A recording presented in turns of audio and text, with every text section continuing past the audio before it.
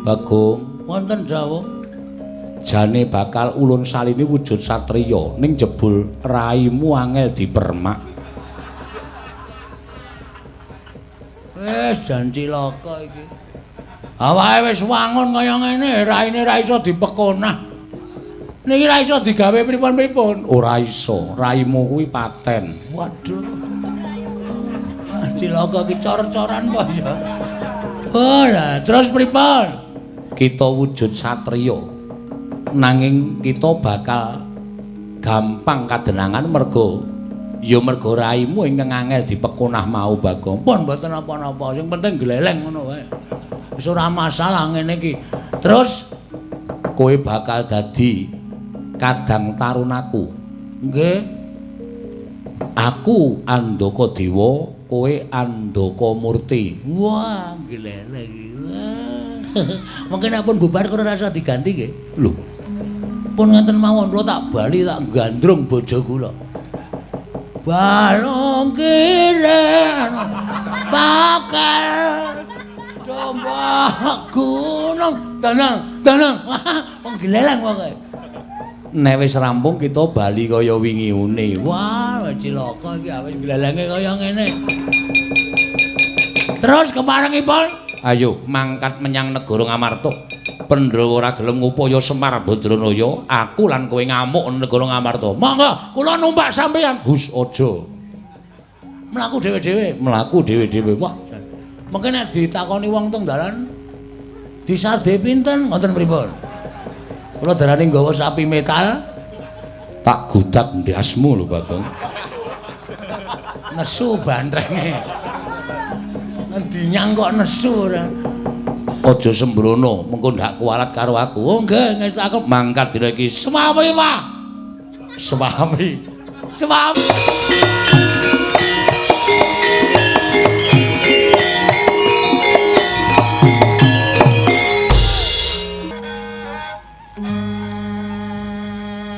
Durung arep Idul Adha kok wis ana sapi gedene semene. Aja ngawu gawar ngawur. Aku dudu wujuding sapi. Lho, iki kok kewan kok iso omong wae lah. Film kartun iki. Dudu Bagong. Dudu. Kok ngerti kalih kula? Ya ulun ngerti. Aku ngerti kelawan sira merga aku diwenangake ngerti marang sapa wae. Aku nadyan wujud Handaka parandene aku ingkang tunggu alas kene. Lan aku kuwi ngluwihi marang sak pepadaku. Dene wujuding satu wana, satu kewan. Aku bisa tata jalma kaya jamak lumrahing menungsa lumrah. Wah, lah gleleng tenan iki. Agi iki aku weruh ana wujuding Handaka niku napa to? Handaka niku kanca kula. Dudu.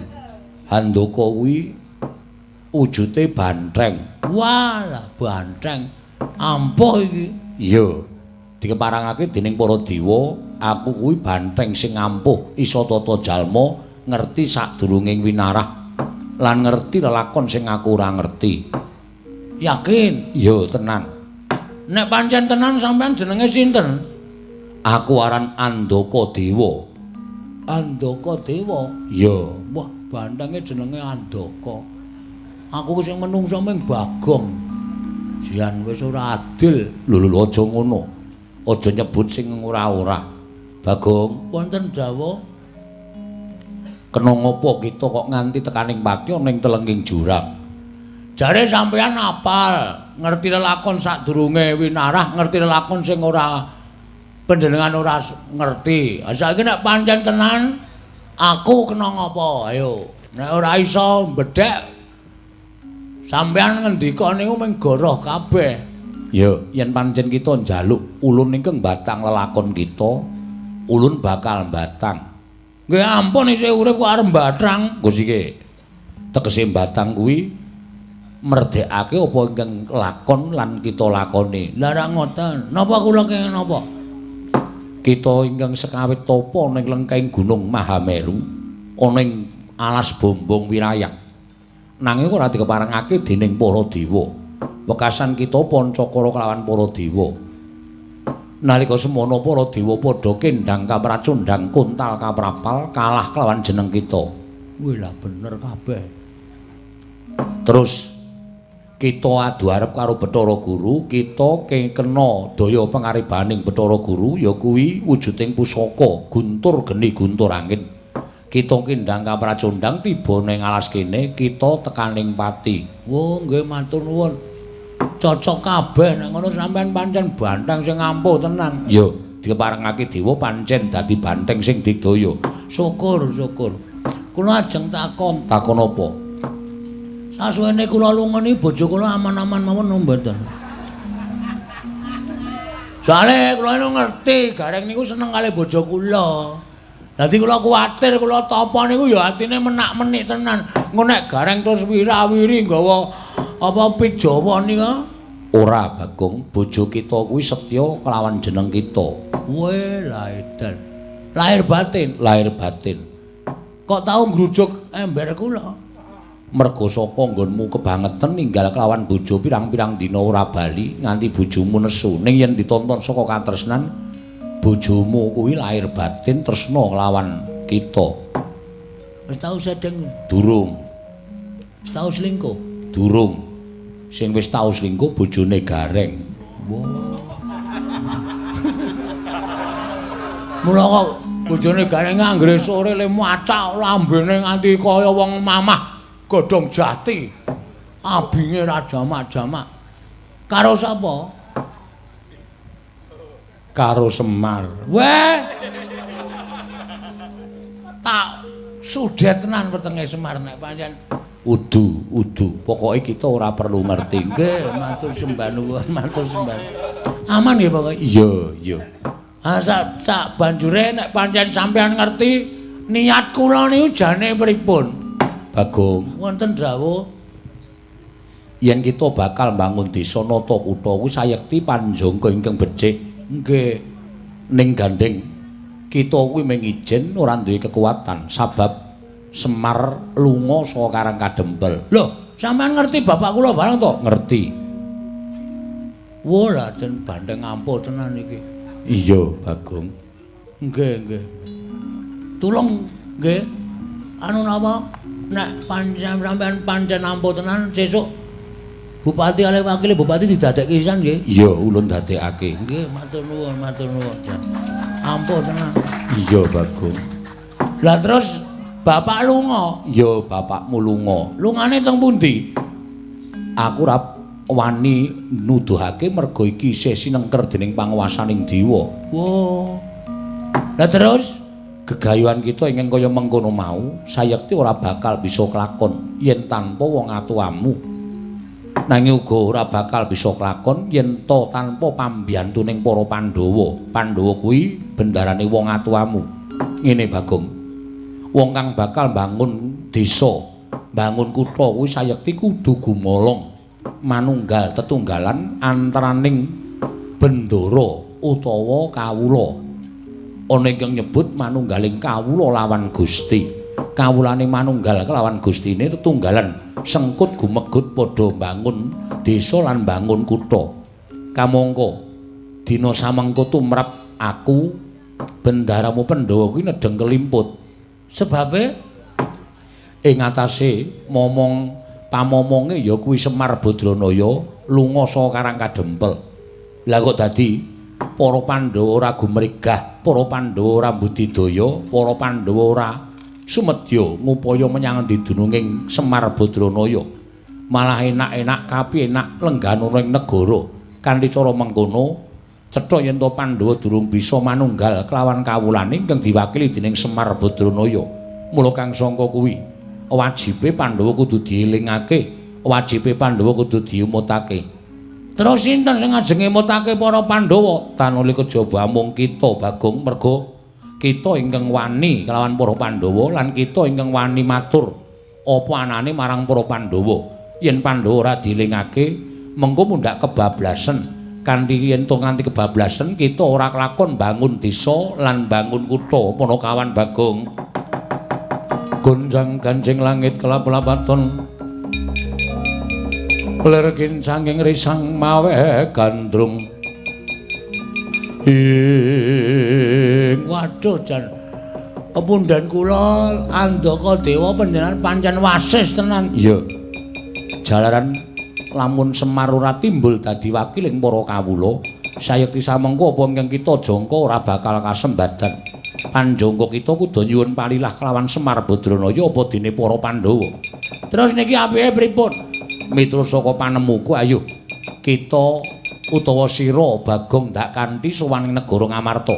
Yen perlu Pandhawa yen pancen ora eling sarta ora gelem ngupaya menyang didununging Semar Badranaya.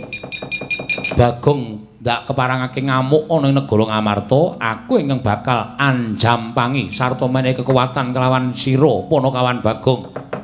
Ridho mangawur-awur wurahan tengaraning ajurit.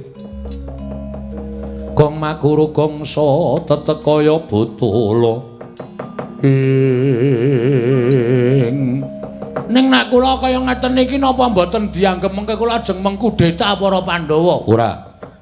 Kita aja wujud Bagong. Terus kula wujud napa? Manut karo panjenengan ulun. Kita bakal ulun salini. Salini wujud napa? Mantenga ciptamu Bagong.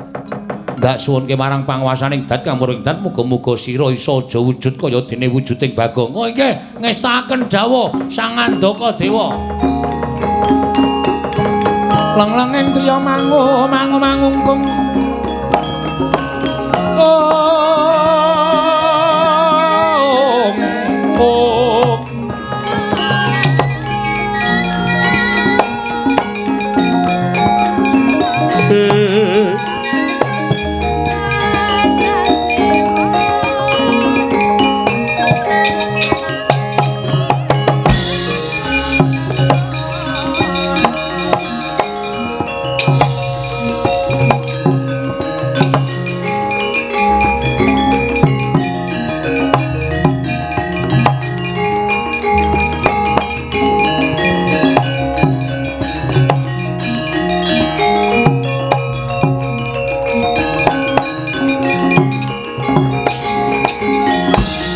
Alukon lagune nglekas Lukita linuting kidung kadung kader ngamomong memangun manah rahayu. Bagong wonten dawuh jane bakal ulun salini wujud satriya ning jebul raimu angel dipermak. Wis jan cilaka iki. Awake wis wangun kaya ngene, raine ra iso dipekonah. Niki ra iso digawe pripun-pripun. Ora iso, raimu kuwi paten. Waduh. Cilaka ki cor-coran kok ya. Oh lah, terus pripun? Kita wujud satriya.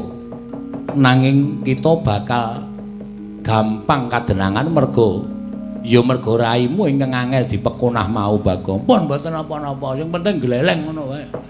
Wis ora masalah ngene iki. Terus kowe bakal dadi kadang tarunaku. Nggih. Aku Andaka Dewa, kowe Andaka Murti. Wah, gleleng iki. Mungkin pun bubar karo rasa diganti nggih. Lho, pun ngenten mawon kula tak bali tak gandrung bojo kula. Balung kiren bakal coba gunung tenang wong gleleng pokoke. Nek wis rampung kita bali kaya wingi-une. Wah, cilaka iki awis glelenge kaya ngene. Terus keparengipun ayo mangkat menyang negara Ngamarta. Pandhawa ora gelem ngupaya Semar Badranaya, aku lan kowe ngamuk negara Ngamarta. Monggo kula numpak sampeyan. Gus aja. Mlaku dhewe-dhewe. Mlaku dhewe-dhewe. Wah. Mengke nek ditakoni wong teng dalan disade pinten ngoten pripun? Kula darani nggawa sapi metal. Tak gudak ndasmu lho, Bagong. Nesu bantrenge.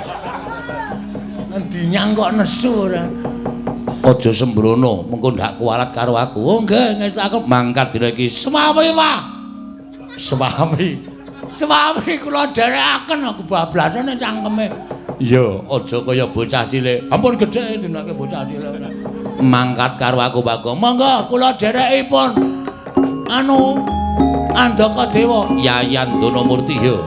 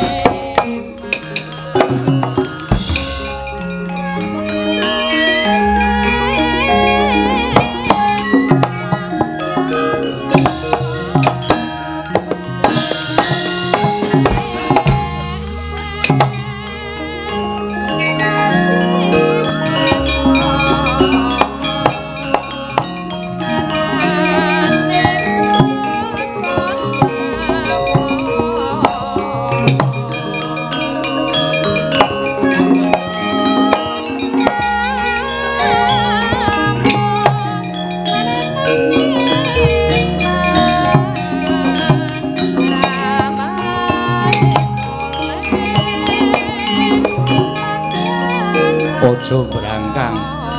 Padha-padha kewan kita menungso. Oke.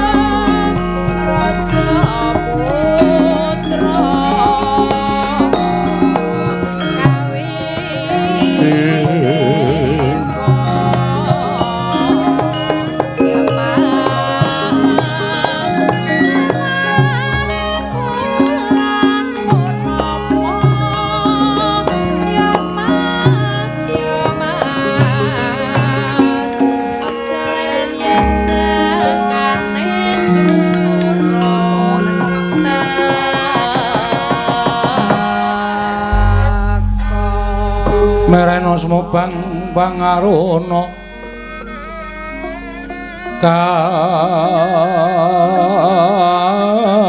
kadinetraning uga rapuh sabdaning kokila ring Kanigara sageter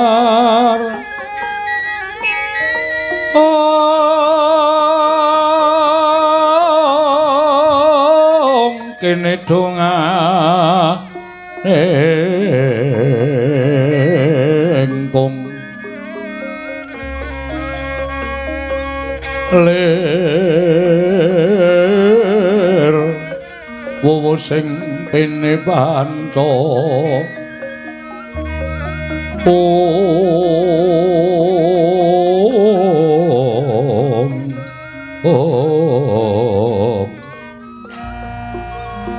apa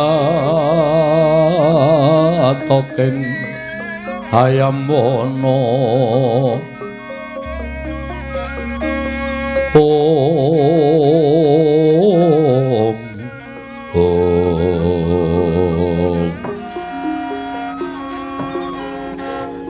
Koko Prabu ngaturaken panuwun ingkang tanpa pepindhan dene paduka Kanjeng Koko Prabu sampun kepareng rawuh wonten negari Ngamarta namung ngandadosaken gumun raosimanaipun ing Raka Indrawati teka para Pandhawa ngaturi rawuhipun ingkang Raka sowan wonten negari Ngamarta dadak mawi nawala menika mengko suraos kados pundi Yayi Koko Prabu krana Pandhawa boten saged anilar praja ing Ngamarta sakathahing kewajiban ingkang tumpuk matumpa-tumpa dereng saged paripurna kedadak wonten lampan ingkang adamel Pandhawa sakmangke kedah ngrawuhaken paduka Kanjeng Koko Prabu lalampan menapa Yayi Werkudara nggih maraka ingkang matur kelawan Kanjeng Koko Prabu Indrawati nangapa dadak aku Si Adiuga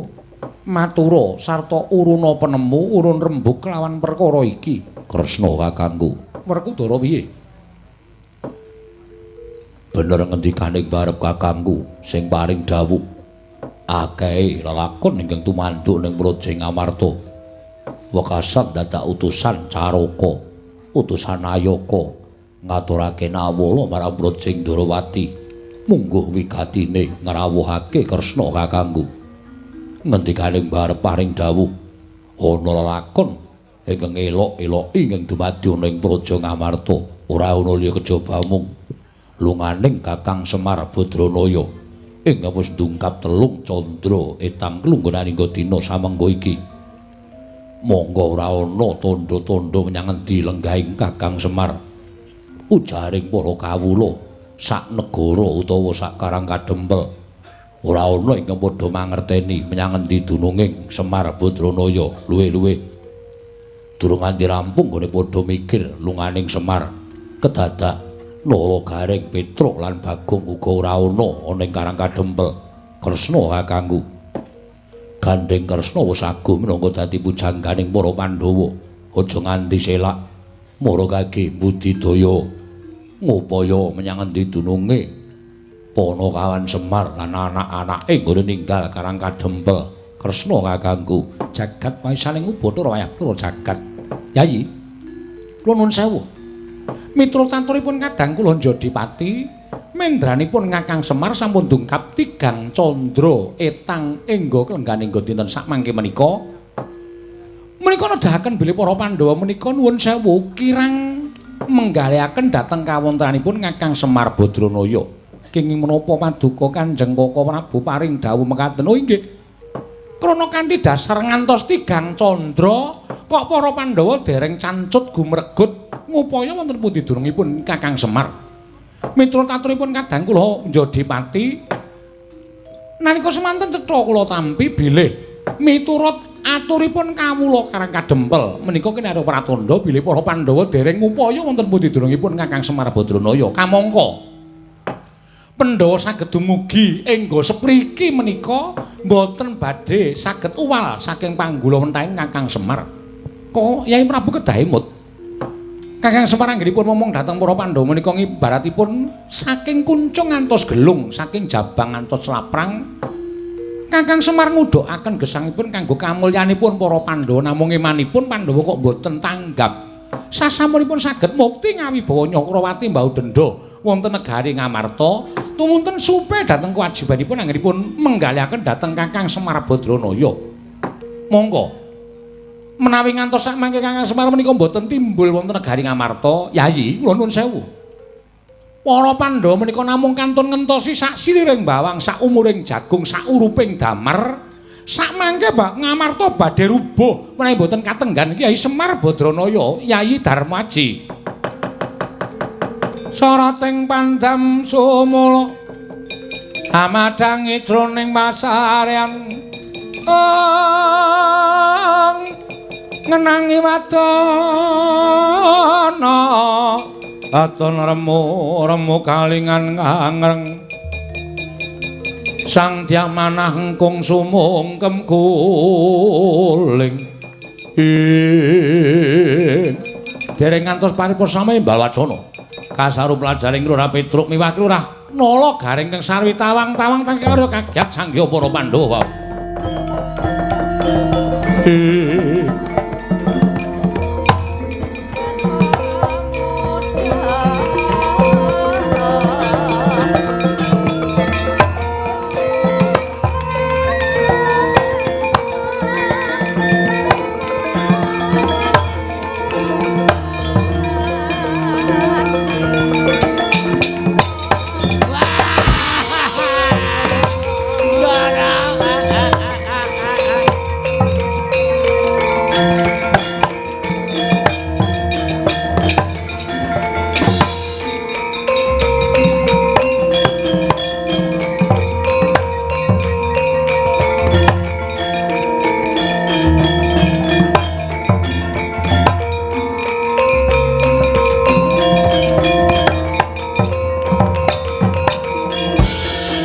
Kancing langit kelap-lapaton lirkin sanging risang mawe gandrung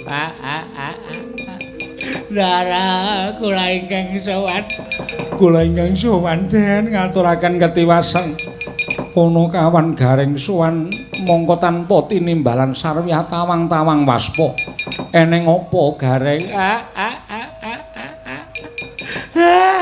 sakawit kula kecalan bapak kula kelangan bapak apa pinten-pinten sasi mboten wangsul wonten ing Karang Kadempel.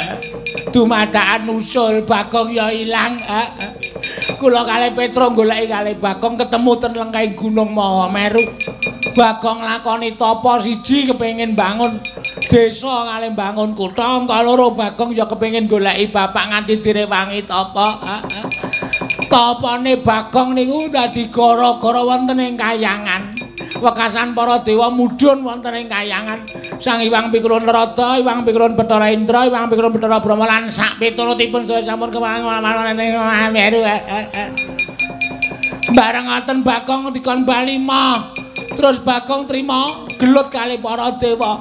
Para dewa kaya dilalah kalah mungsuh Bagong ning dumadakan. Bareng ngoten sing maju Hyang Pikulun Bathara Guru. Hyang Pikulun Bathara Guru nganti nyalirani dhewe. Nggih. Lah terus piye? Bagong kula kandhani ngeyel. Dheweke kenging daya kekuwataning Bathara Guru. Kenging guntur geni guntur angin kendang kapracondang. Bagong teng pundi saniki mboten dipun mangertosi. Kula sumanggaken.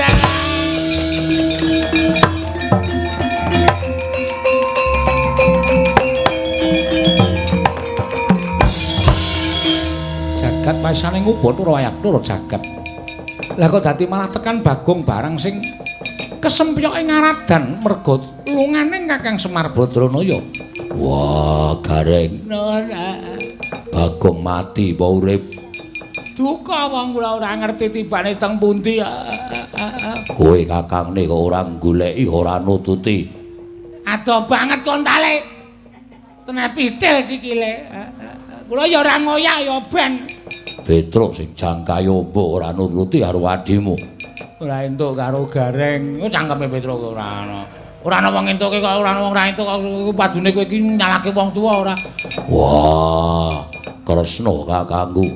Saya kaya ngene kahanan sing dumadi ana ing negara Ngamarta. Piye kahanane? Sinuwun kula ingkang sowan sinuwun takon ketiwasan.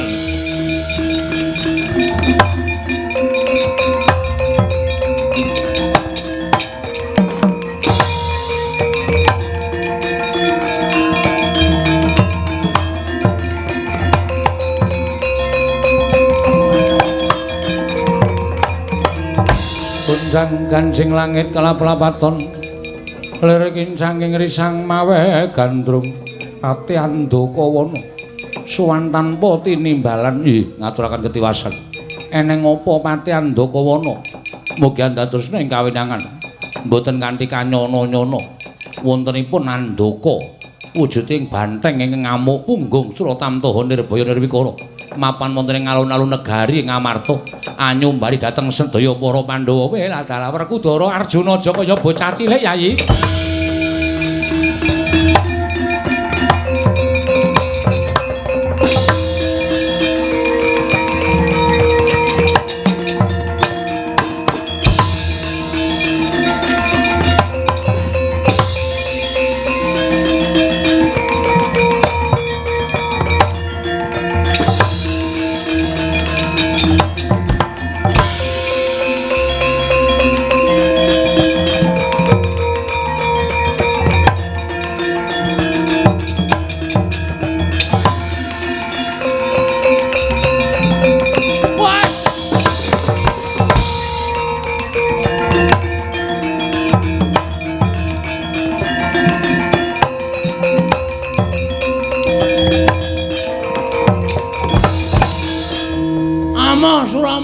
Jayamrata iki kadange Andaka Dewa aku Andaka Murti Pandhawa ndi Pandhawa cetha yen to Pandhawa wong kang ora ngerti karo kabecikane wong liya Pandhawa ora ngerti karo kabecikane Semar Badranaya ora goleki malah padha suka parisuka lengdan sila tumang kendangan ladrang. Awe goblok banget aku. Kendangan dengkul sakepenake dhewe. Endi bales budimu karo Semar Badranaya? Ora padha goleki Semar, Andaka Murti ngamuk punggung Suratamtama. Surawiyaga. Mati dereng aku legane kali.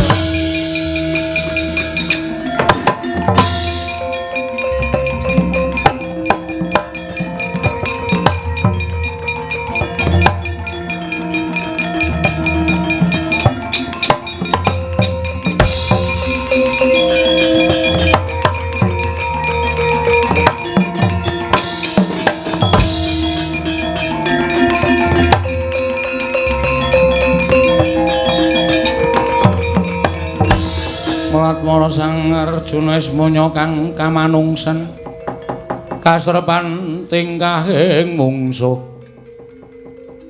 iki sapa takon karo aku satriya kleang kabur kanginan mendung ke baratan kembali ke timur ing endi tibaning kono papandunungku Raden Andaka Murti kowe sapa jenengmu Janaka ngaku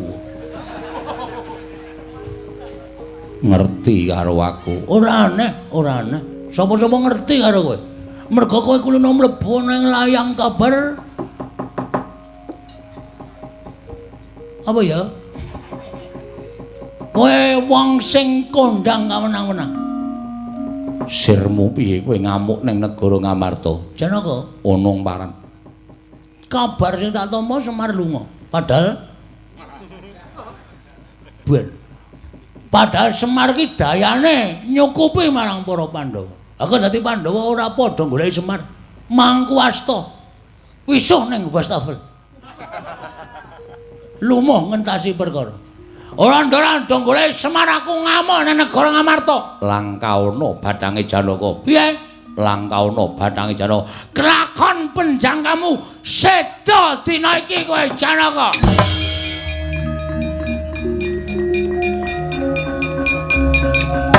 wah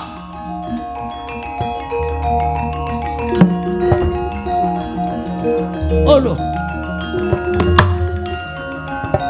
waduh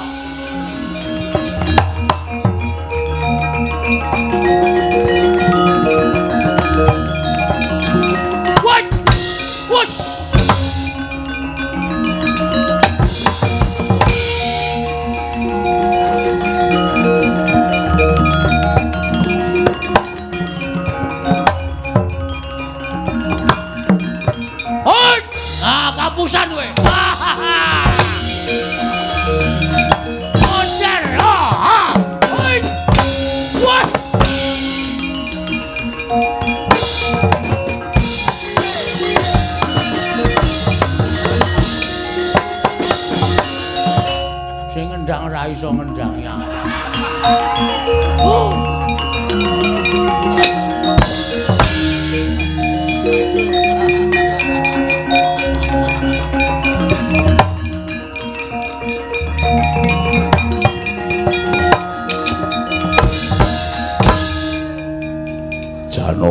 wonten dawuh tiba saka Dirgantara sing ngamuk wong edian. Wong edan piye?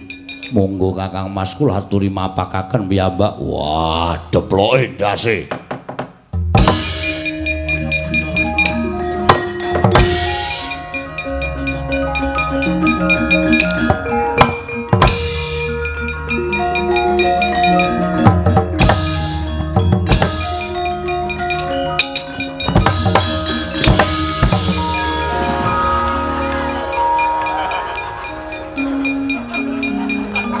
Tabrakan ning dhuwur.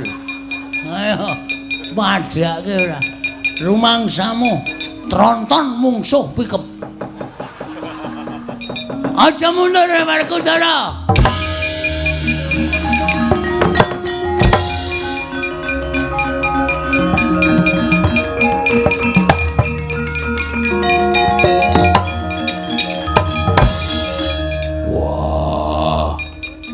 Raine aku kaya tau weruh. Aja ndelik. Ora, aku isin aku soalé kondang bagus aku. Sapa-sapa mesti apal karo aku. Males aku. Madhep rene. Wegah. Perang kok mungkur. Ya, Men. Arep ngopo kowe? Pandhawa goleki Semar apa ora? Wah, iki madhep rene. Oh. Lah, aku kaya apal. Aduh. Iki nek kesuwen konangan iki aku. Pandhawa ora goleki Semar mergo akeh kewajiban. Tegese Pandhawa ora tresna karo Semar. Nek Pandhawa ora tresna karo Semar, sapa sing arep ngayomi karo para Pandhawa? Kowe kok cerewet kuwi jenengmu sapa? Andakamurti. Andakamurti. Ya, Saka ngendi? saka Pacitan. Ben sak-sake pokoke. Kleang kabur kangenan mendung ke baratan. Mendung goleki ora? Ora goleki tak amuh negara Ngamarta. Wah, deplok dasmu. Ayo! Wah!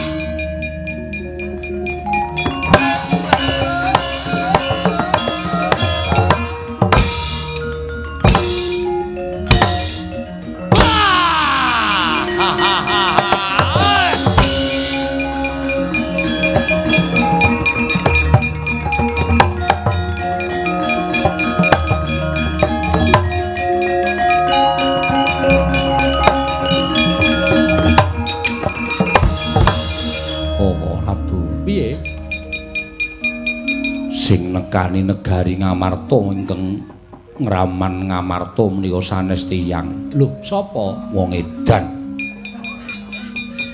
Kaya apal rupane ning kok kaya ora iso mikir. Wah. Menungso dedeke raspiro wae kekuatane ngedapi-dapi. Tak tendang sirahe ora apa-apa. Kuku Pancanaka ora tedas. Kalah. Kalah. Kok iso kalah? Wah, cerewet. Mboten. Ya nek kalah mundur kono. Yo. Wah, batur ing getak-getak. Kalah yo kalah. Cerewet. Mboten kok. Mboten apa?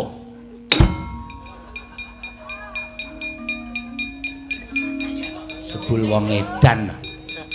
Iya. Glelengo. Lho, saka ngendi no Gareng? Lho perang kok ya. Rene kalih Bendara niku setya bekti. Kalah apa menang? Pangestunipun kawon Ndara Werkudara kalah kok aku kon menang. Mundur kono, lereno nggih. Titenono kowe. Ngapa kowe plirak-plirik ngece ya? Iya. Lho saka ngendi no Gareng? Kula niku nek perang niku ora gelem leren nek urung tekaning pati kok bagus. Pancen ngono kuwi jiwaning satriya. Nggih. Kalah apa menang? Pangestunipun kalah. Mundur kono nggih. Apa truk ngece meneh kowe? Mlirik ya. Cah ki metu ngendi to? Oh, tudul desa. Melipir. Diani Drei. Anggerene kono garing mundur nggih ngestaken dawuh. Ngapa truk mlirik dies. Wis delikke kene. Ben cara mbiyen ya ora apa-apa.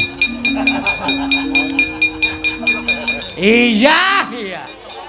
Titenana kowe. Lho, perang meneh karang kula niku nek perang bola-bali kok. Oh, lah ya wis kalah mesti kalah. Mundur kena nggih.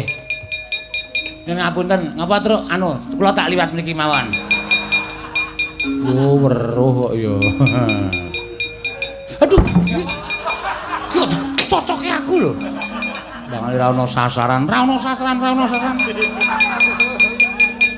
ratu kok dicubles bokonge ora. Lah kaya katosen dengermu ku. Tak sawange kaya ngapa mungsuhe keparat.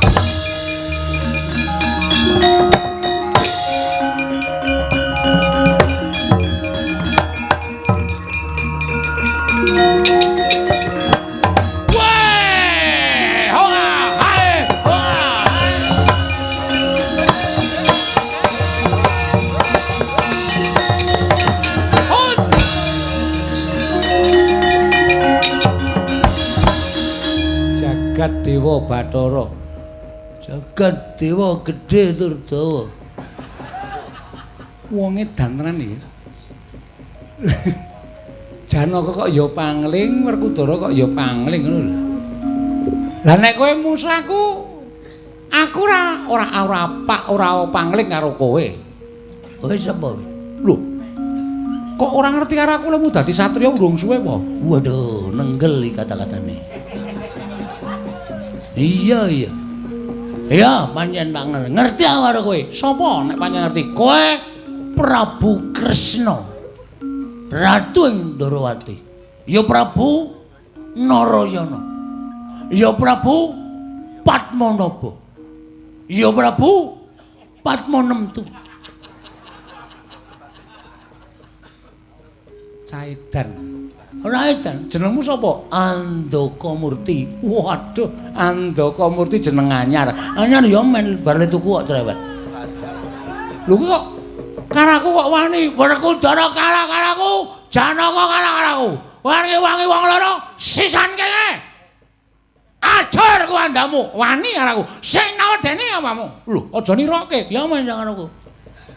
Mati dening aku, mati. Mati lho apa? Kowe mati dening aku tibane senjata cakra. Oke, Ramayana tibakno. Aku mati, kakangku Kakang Andaka Dewa ngamuk. Lho, kakangmu ki sapa? Andaka Dewa. Saiki nendi? Nang angkringan. Lho. Kok tekan angkringan barang ora usah kowean bebangaken ayo.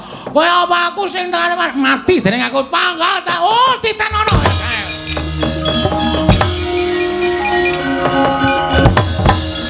Ratu jireh ya ngono kae.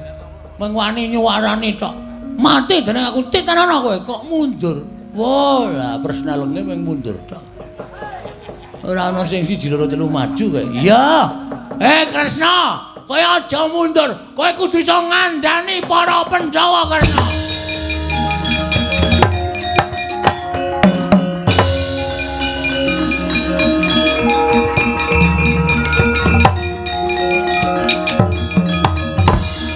Petro, non.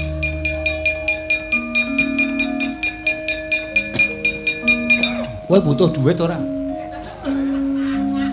Ha butuh no. Ha butuh tenan? Nggih. Nyo tampanono. Nggih. 100. Kresna kok maringi ming 100 sih? Ndara-ndara liyane iki nek kai 2 yuta, 3 yuta. Ya kono melu bendara liyane kono. Ya wis melu kowe wae. 100 trimo ora? Trimo. Trimo ora? Trimo. Ora bengak-bengok tak dondomi cangkemmu kowe. Ning ana syarate. Syarate Andaka Murti kae patenana. Keraman kae patenana, ora iso mateni 100 bali 600. Wis ngono, mangsa burung.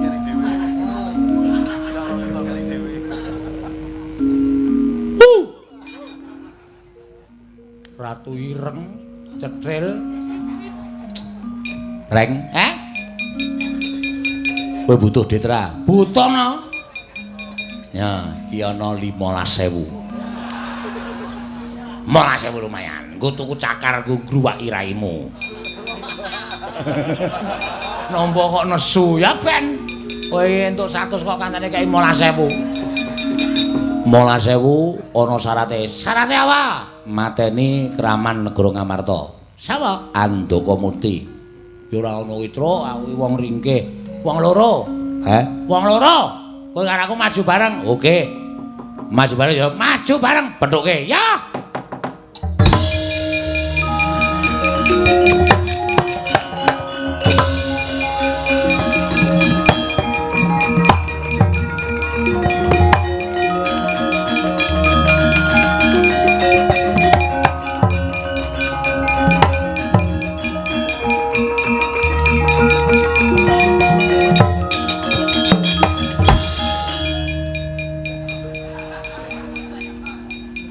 Sapa iki? Andaka Murti. Wis apa? Aku Petruk. Pangkatmu? Batur. Sorry, tidak level. Sik. Mandeg sik. Ora iso, ora level, ora. Aku ora mungsu kere-kere, tanganku kotor mungsu kere. Sik to. Oh. Walah, cah. Oh ya iso ning lakoni ngono lho. Ngapain kau? Ngapa kowe kok njur kaya nyanak-nyanak? Wong kere kok nyanak-nyanak karo wong sugih. Reng, rene yo.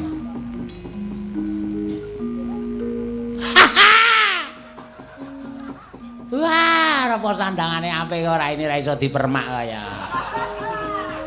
Raine ra iso dipekonah piye-piye sing petot kaya ngono kuwi. Hus!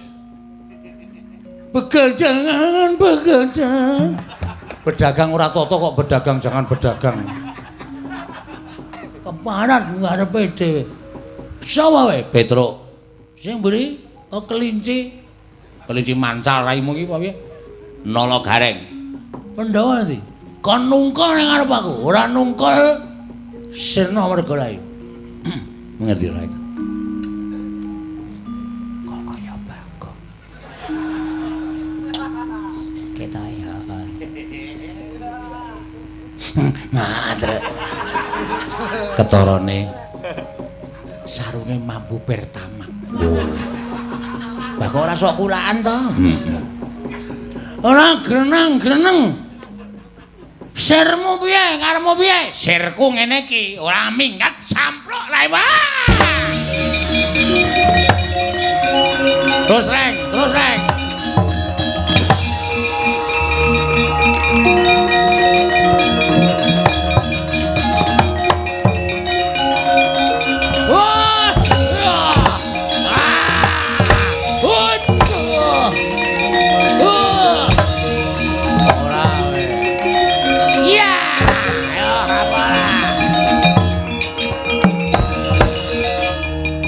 Den gulung dening Kelurahan Petruk saha Kelurahan Gareng. Ical wujuding Andaka Murti.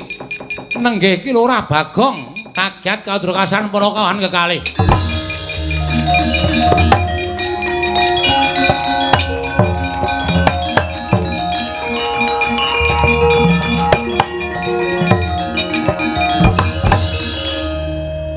Ngapa iku dadi satriya barang? Sing dandani Andaka Dewa. Andaka Dewa sapa? Banteng ning Ampul lho, tenan. Nek ngerti aku badar ngene iki mesti ngamuk sapa sing aran Renggalangi. Oh, arep golek Joko Tingkir apa? Beda ceritane. Bayang ra ono Joko Tingkir. Joko Tingkir ngopo? Joko Tingkir karo boyo kok. Wah. Ndek ya lali aku. Aku ora ngerti sejarahe gobloke. Aku iki sing nyekeli kae dudu Joko Tingkir. Sapa kae? Kae Ki Ageng Pemanelan. Ndasmu. Malah ndas-ndaske kowe iki mbelokke sejarah sak penake dhewe kae sing nyekeli baneke Baron Sekeber. Oh Baron Sekeber ki sopirku kok ngulu megap-megap lho. Anggere turu Turu kok karo sound system banterling ora. Jeduli lemah wae cangkeme. Mangkelake tenan. Heeh. Kae pokoke banteng terus kae. Lah mungsuhe sapa, Gong? Aku ya ora ngerti. Sinuwun Kresna Kondene. Sinuwun Kondene. Sing awani akon sapa? Iki yo ngawur bae kok. Timbali Petruk. Ya. Den, ngopo? Timbali Petruk. Dapure Petruk nimbali aku. Ngopo? Enten banteng ngamuk. Mungsuhe sinten? Coba tak tontone Kaca Paesan Petruk. Wah, nggih ditonton Kaca Paesan, nggih.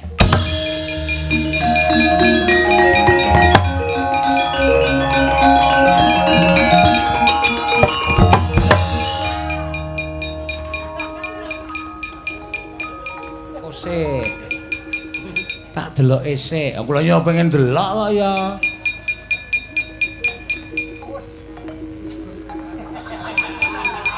Wela dalah. Wo, lah kok iso dadi kaya ngono. Welo kok andang semono ya. Iso dadi kaya ngono kok andang semono. Ora ngerti le melare. Edian tenan. Waduh. Kowe iki edan ora? Ha pengen weruh kok. Petro, Nun. Kyai Prabu Darma Kusuma gendongen nggih. Mungsuh banteng kae. Oh nggih, ngestaken dawuh.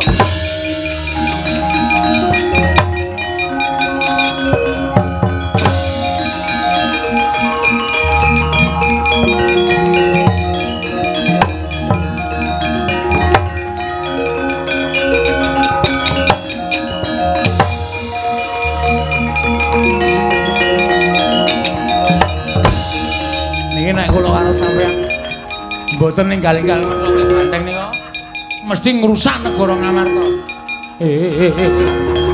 Petro. Iki arep nang ngendi? Perang mungsuh banteng kok. Mlayu. Aja.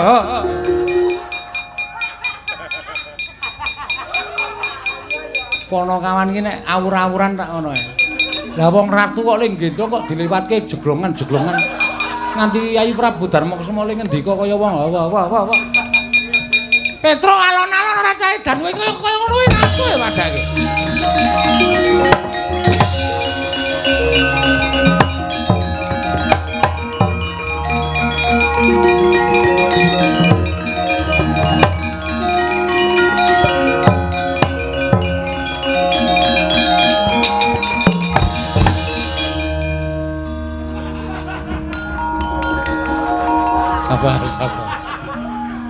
Sabar.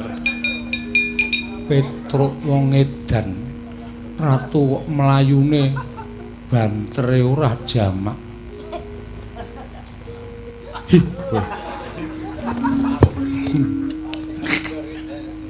Ratu kok ngantem kok ming.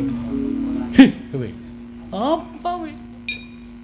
Iki piye Petruk? Niku sing ajeng ngamuk teng Ngamarta. Kowe sapa? Aku Andaka Dewa. Andaka Dewa. Iya. Wigatine Ngilingake marang para Pandhawa, gandeng Pandhawa konsatan pamomong. Mula Pandhawa kudu ngupaya menyang endi dununging Semar Badranaya. Ora usah ado-ado Pandhawa nggone ngupaya Kakang Semar. Kakang Semar, ndak suwun sampeyan blaka wae yen to wis jeleh momong para Pandhawa. Puntadewa Urga ora bakal urip ana ing alam padhang Kakang Nayantaka.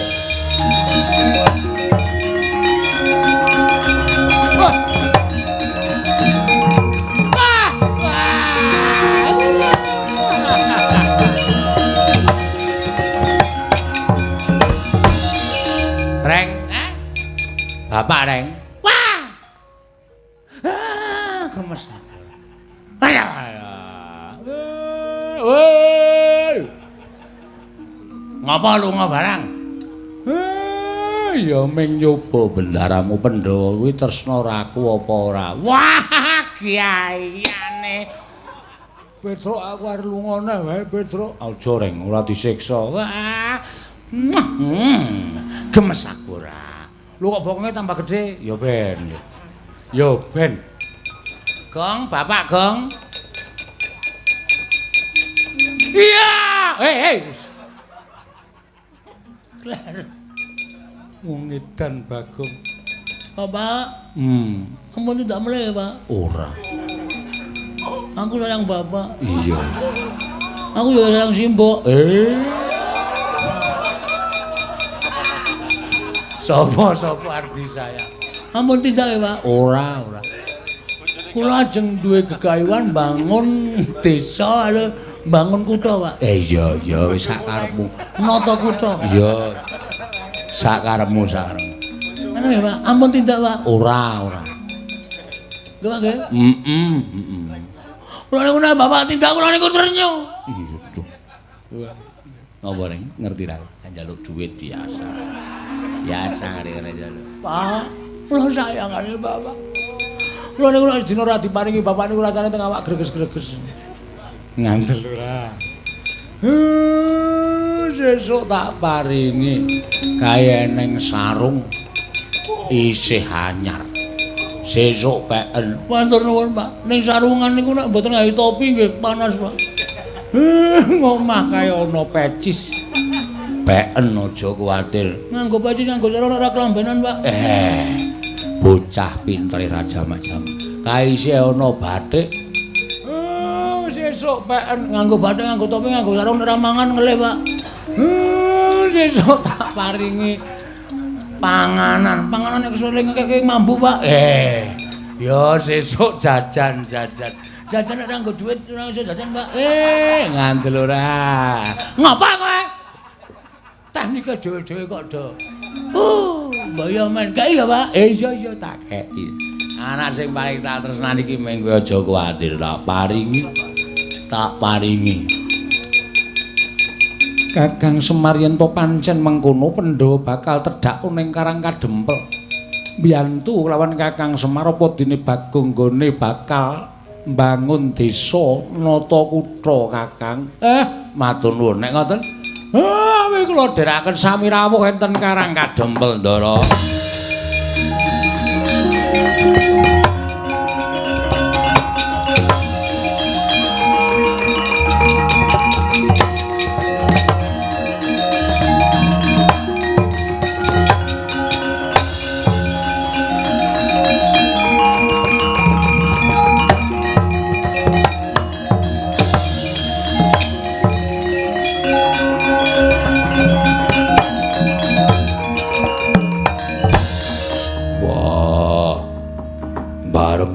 Karang Kadempel lha kok dadi kahanane mosak masik. Wah, pangling iki gaweane wong-wong dandang manguri. Balane Bendari Durga ora minggat aja takon dus lak singkirke saka tangane Werkudara.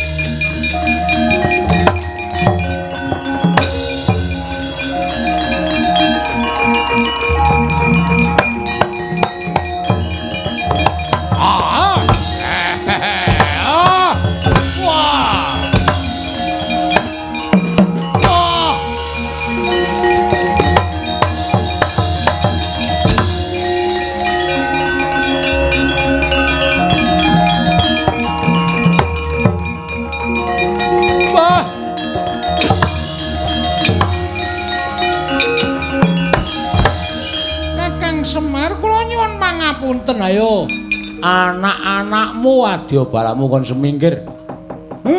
Para jin setan berkasaan ilu-ilu Banaspati engklek-engklek balungatan ndak ganggu gawe dulur-dulurku sing lenggah neng kene sing wis padha tetunggalan manunggal arep tok gawe pisah-pisah arep tok gawe congkrah konangan Semar tak kumbala geni. Nyuwun pamit Kakang sing ati-ati ayo badya balamu jak bali kabeh. Wis pakem jawa.